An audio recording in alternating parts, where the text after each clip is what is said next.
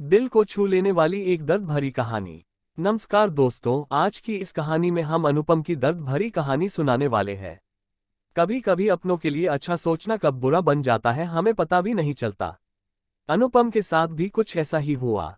तो आइए अब जानते हैं कि क्या है अनुपम की दर्द भरी कहानी। अनुपम एक मध्यम वर्गीय परिवार से थी जिसने अपनी 8वीं तक की पढ़ाई पूरी कर ली थी और अब वो अपने घर पर ही छोटे बच्चों को ट्यूशन पढ़ाती थी। अनुपम का रंग गोरा था और वह दिखने में बिल्कुल गुड़िया की तरह थी। अनुपम के माता पिता उसकी शादी के लिए एक अच्छे लड़के की तलाश कर रहे थे, तभी अनुपम के मामा एक लड़के के बारे में बताते हैं। वो कहते हैं कि लड़के का नाम रोहित है, वह किसी कंपनी में सुपरवाइजर के पद पर काम करता है और महीने के 45,000 कमाता है। अनुपम के माता पिता ने लड़के की फोटो देखी तो उन्हें लड़का पसंद आ गया। जब अनुपम की मां ने अनुपम को लड़के की तस्वीर दिखाई तो अनुपम ने कहा, जब आप दोनों को लड़का पसंद है तो मुझे भी पसंद है। अब लड़का और लड़की वालों के परिवार ने मिलकर शादी की तारीख तय कर दी। अनुपम के माता पिता बहुत खुश थे कि उनकी बेटी की शादी एक अच्छे घर में हो रही है। पूरे धूमधाम से अनुपम की शादी हो गई। अब अनुपम अपने बचपन के घर को छोड़कर एक नए घर चली गई। कुछ दिन तो अनुपम को अपने माता पिता और अपने घर की बहुत याद आई। अनुपम की शादी के अब 2 से 3 महीने बीत गए थे।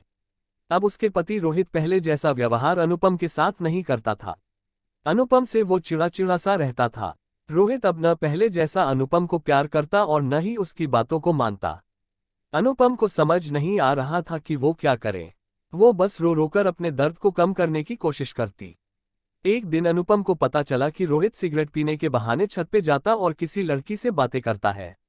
जब अनुपम ने रोहित से पूछा कि आप रोजाना छत पे जाकर किससे बात करते हैं, तो इस पे रोहित ने जवाब दिया कि वो मेरे ऑफिस का फ्रेंड है, बस उसी से बातें करता हूँ और तुम अपने काम से मतलब रखो, ज्यादा सीआईडी बनने की जरूरत नहीं है।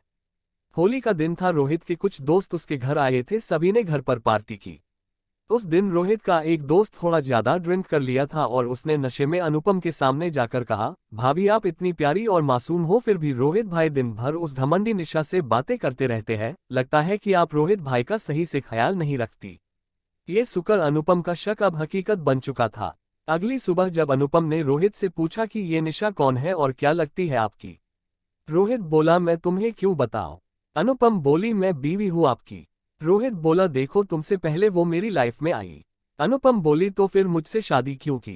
रोहित बोला बस तुम अच्छी लगी इसलिए शादी कर ली। अनुपम बोली अब तुम देखना मैं उस कमीनी लड़की को कैसे सबक सिखाती हूँ। निशा को जब अनुपम ने कमीनी कहा तो रोहित ने गुस्से में अनुपम को बहुत मारा और उसे कमरे में बंद कर दिया। अनुपम के सास ससुर को सब पता था, फिर भी वह अपने बेटे के सामने एक शब्द भी नहीं बोलते थे।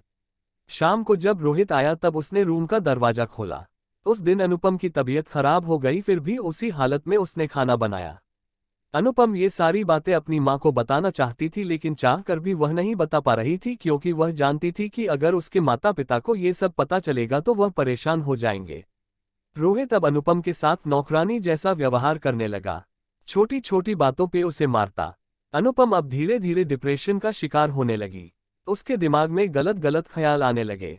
अब न वो समय पे खाना खाती और न ही किसी से बात करती। आखिरकार एक दिन अनुपम ने रूम में फांसी लगाकर आत्महत्या कर ली। अनुपम की आत्महत्या का कारण किसी को भी नहीं पता था, लेकिन उसके सास ससुर को पता था कि अनुपम ने आत्महत्या क्यों की।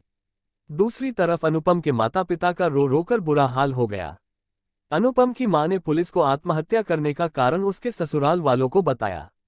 अब पुलिस रोहित और उसके माता पिता को ले गए, लेकिन पैसों के दम पर कुछ ही दिनों में रोहित और उसके माता पिता जेल से छूट गए। जीवन में अक्सर अच्छा दिखने वाला इंसान अच्छा नहीं होता। उसके अंदर कहीं न कहीं बुराई छुपी होती है और वही बुराई किसी की जिंदगी को बर्बाद कर देती है। कुछ ऐसा ही अनुपम के साथ हुआ। तो दोस्तों, आपको ये कहानी कैसी लगी आप हमें कमेंट्स के माध्यम से बता सकते हैं। अगर आपको ये दर्द भरी स्टोरी पसंद आई हो तो इसे अपने दोस्तों के साथ भी शेयर करें। जय हिंद, वंदे मातरम।